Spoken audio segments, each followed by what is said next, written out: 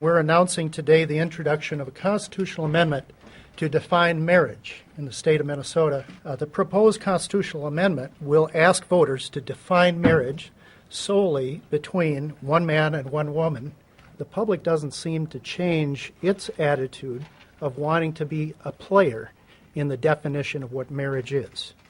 And this year we hope to give it to them.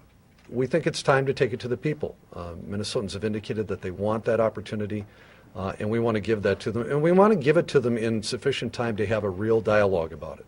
The basic question we ask is, what family does this help in Minnesota?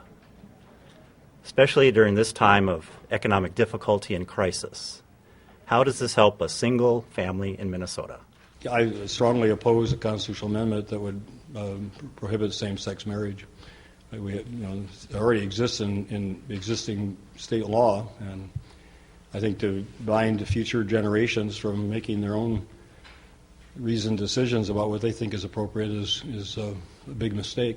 I think people want gays and lesbians to live however they choose, but they do not want to redefine marriage. And so it was something certainly I talked about up there, that marriage should be defined as between a man and a woman, and I think that reflects the entire state as well.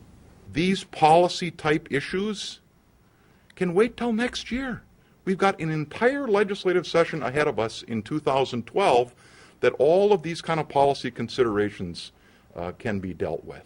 This is an appropriate thing to bring before the people of Minnesota. It is an appropriate thing to be suggested to be included in the Minnesota Constitution. And the timing of this gives the public a plenty of opportunity to think about this issue, talk about it, and be prepared next year during the election to decide.